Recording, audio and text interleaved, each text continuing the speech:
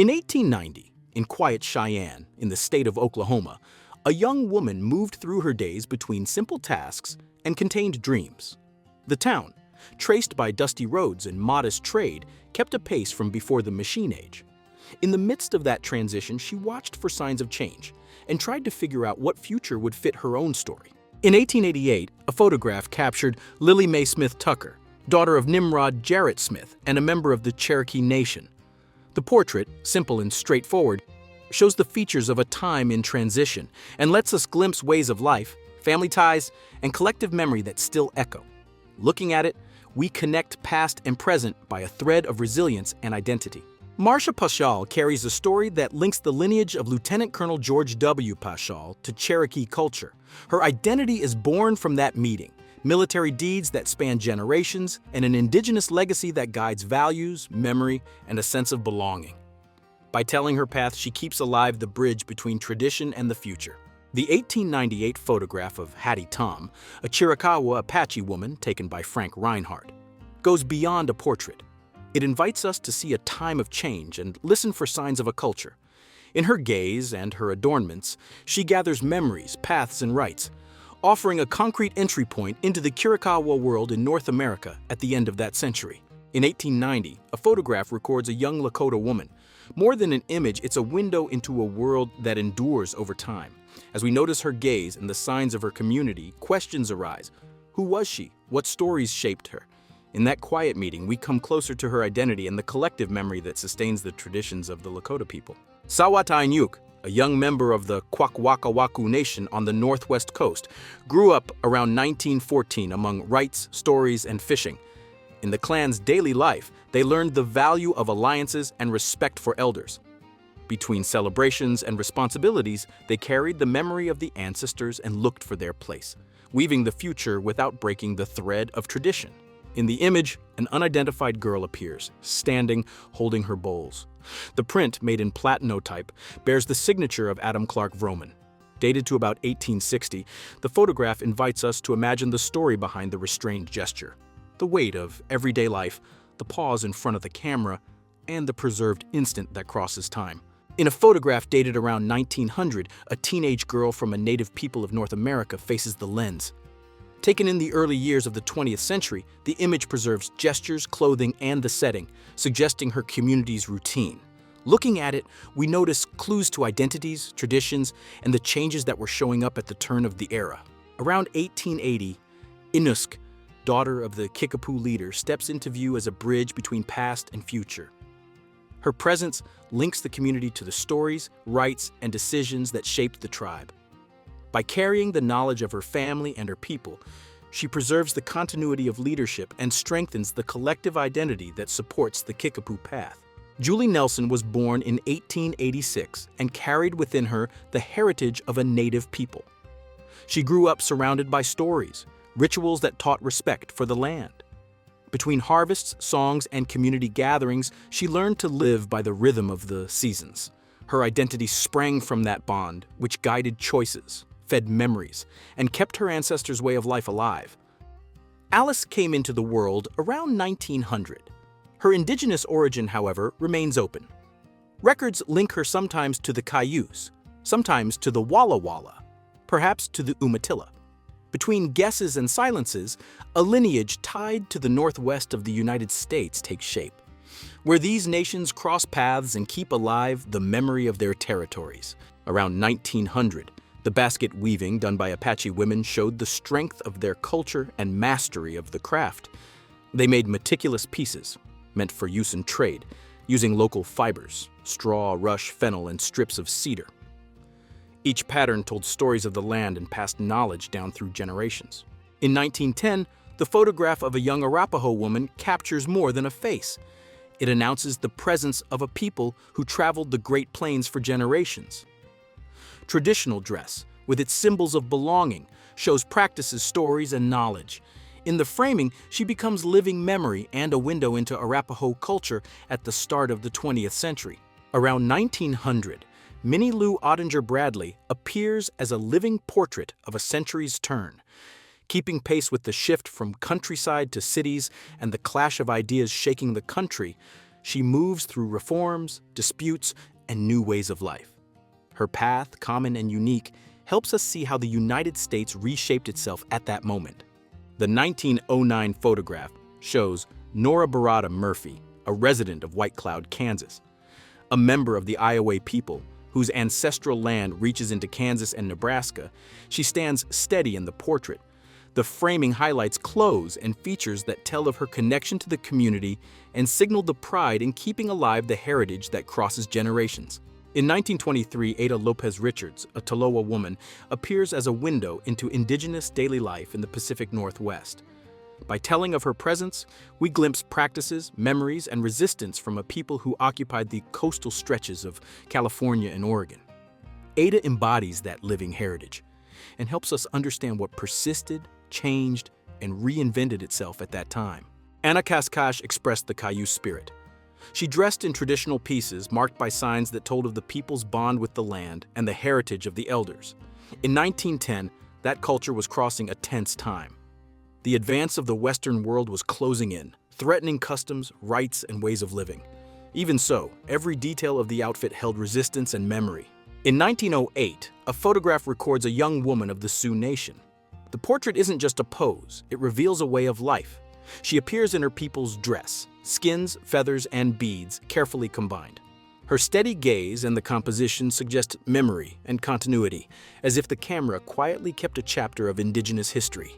In 1939, a photograph captured June Welch, a young woman of the Cherokee Nation dressed in traditional clothing that carries centuries of memory. In the frame, we don't just see a woman's face, we see the continuity of a people. Every detail in the fabric hints at stories passed down, and the image becomes a bridge between the present and an origin that's still alive.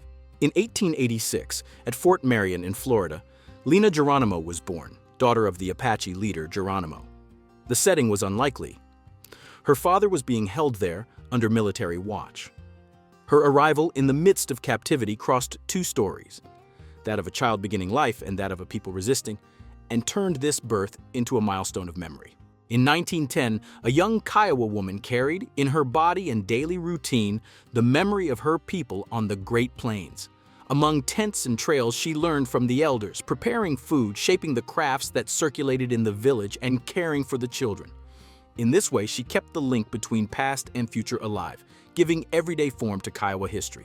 Around 1900, Josefa Rios, a member of the Tohono O'odham Nation, also called Papago, became a touchstone for her people. She helped pass on stories, rites, and ways of doing things, connecting the elders to the younger generations. In doing so, she helped keep alive the collective memory and the knowledge that sustains her people's identity. In 1892, a Kiowa girl appears before the village. The dress she wears, made by her family's hands, has beads and fringe that sway in the wind. Every stitch points to stories from the past, every step to a future she helps safeguard.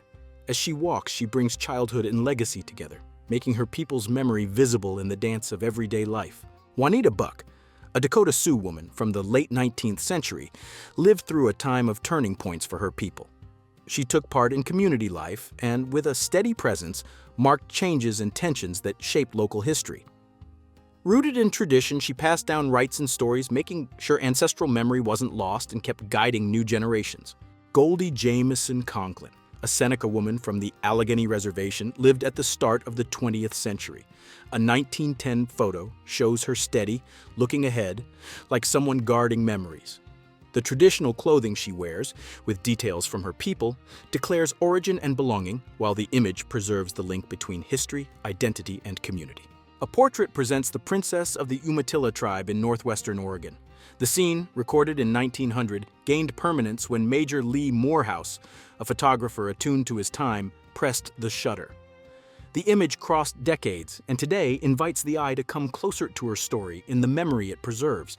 A calm presence guides her people's narrative. The chief's daughter presents Lotiki Yateid, a young woman of the Pueblo Nation in New Mexico, captured in 1905 by Carl Moon. In the image, her gaze holds the memories of an ancestral people. By fixing that instant, the photographer offers a rare meeting between individual and tradition, reminding us of the strength of one of the oldest Native communities in the U.S.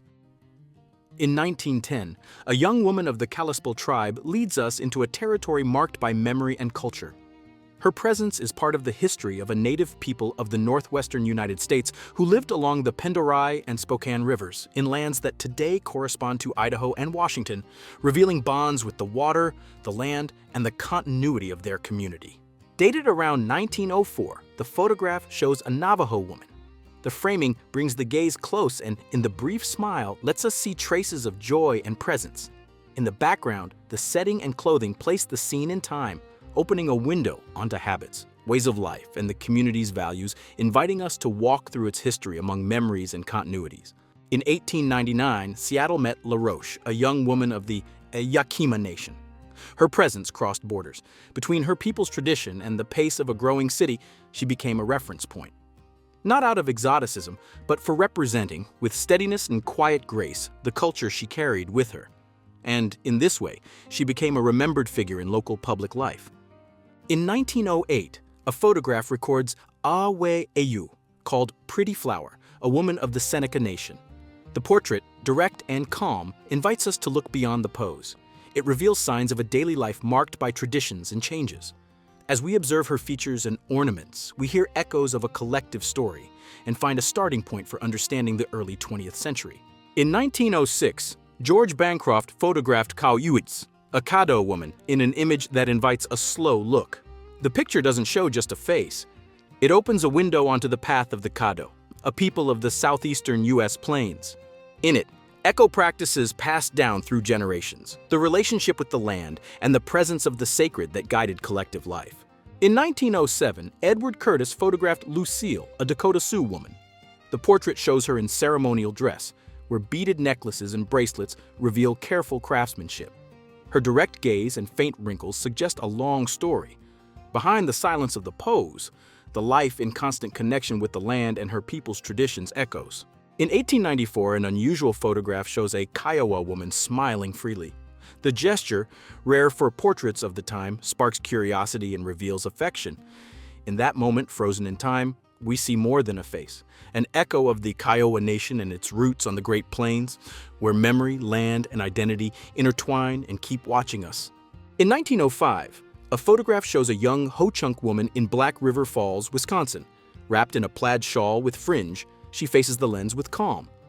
The record identifies her as Kate Thunder Minor. The composition, direct and without gimmicks, draws the eye to her figure and her clothing, preserving a moment of presence and memory. In 1898, a photographer captured the face of a young Assiniboine woman. The portrait, direct and unadorned, offers more than a pose. It suggests the daily life, codes, and era in which she lived. Facing the lens, the young woman leads us to her community, letting us glimpse the practices and memories that sustained Assiniboine culture at the end of the century. Zitkala Sa, the Redbird, was a voice of the Lakota Nation. In her books and articles, she told of her own childhood, the conflicts of belonging, and the clash between worlds. By publishing in English, she opened a path for traditional Indigenous narratives to travel beyond the reservations, reaching readers who rarely heard those memories. In an early 20th century image, a woman of the Crow Nation appears outdoors, next to a tent, on the outskirts of Sheridan, Wyoming. She wears a dress decorated with elk teeth, a leather belt, and beaded necklaces. The framing brings the eye close to daily life, showing how they dressed and where they lived, revealing traces of their culture and ways of life. Tra'a Son, also known as Bertha Thompson, emerges from 1914 records as the daughter of Milton James Thompson and Chinawa, a woman of the Yurok Nation. This document not only sets out her roots, but also reveals a time when preserving genealogy was key to understanding the diversity and history of Native peoples in North America. In 1880, a photograph shows Julia Ann Kika, a member of the Umatilla people. The portrait, simple and direct, fixes a moment and a belonging. In it, we recognize traces of her story, the connection to the community, and the passage of time. Looking at the image brings us closer to Julia's life and the historical context that shaped her path in that period. In 1900, a photograph captures a young Native American woman whose identity has been lost. She wears traditional clothing, a sign of her bond with her community and heritage. The silent portrait offers clues to the ways, looks, and clothing of women of that time, and invites the eye to imagine the story that wasn't recorded, and the silences it doesn't explain.